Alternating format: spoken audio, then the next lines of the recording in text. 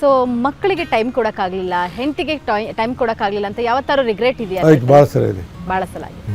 Especially ಯಾವ ವಿಚಾರಕ್ಕೆ sir? ಯಾವುದೋ ಒಂದು ದಿನ ಇಂತಹ ದಿನ ನಾನು ಇರಬೇಕಿತ್ತು ನನ್ನ ಹೆಂಡತಿ ಮಕ್ಕಳ ಜೊತೆ ಅಂತ ನಿಮ್ಗೆ ಅನಿಸಿರೋ? ಈಗ ಬರ್ತ್ಡೇ ಇರ್ತೈತಿ ಮಕ್ಕಳದು, ಬರ್ತ್ಡೇ ಇದ್ದಾಗ ಇರಬೇಕು. ಎಲ್ಲೇ ಹೋಗಿರ್ತೀನಿ, ಯಾವುದೋ ದೇಶಕ್ಕೆ ಹೋಗಿರ್ತೀನಿ, ಅಕ್ಕಿ ಬರ್ತಾ ಇರ್ತೈತಿ.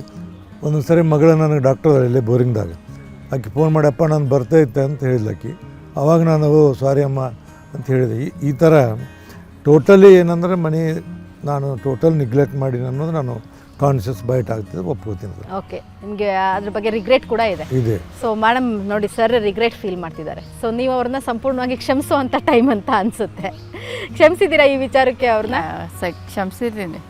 ಅವರೇನು ಅಂತಿಂಥ ಕೆಲಸ ಮಾಡಲ್ಲ. ಒಬ್ಬರದ್ದು ಶಿಕ್ಷಕರದ್ದು ಸಮಸ್ಯೆಗಳನ್ನು ಪರಿಹರಿಸ್ಬೇಕನ್ನೋದು, ಅವ್ರಿಗೆ ಏನು ತೊಂದರೆ ಇದೆ ಅದು ಸರಿಪಡಿಸ್ಬೇಕು ಅನ್ನೋದಿತ್ತಲ್ಲ. ಹಾಗಾಗಿ ನನಗೇನು ಅವ್ರದ್ದು ಕೆಲಸ ಮಾಡೋದಕ್ಕೇನು ತೊಂದರೆ ಇರಲಿಲ್ಲ.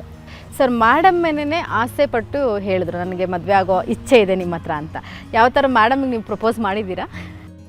ಅದೇನು ಮನೆಯಲ್ಲಿ ಇರೋದ್ರಿಂದ ಏನು ಪ್ರಪೋಸ್ ಯಾರು ಮಾಡಿದ್ರು ಏನು ಗೊತ್ತೇ ಇಲ್ಲ.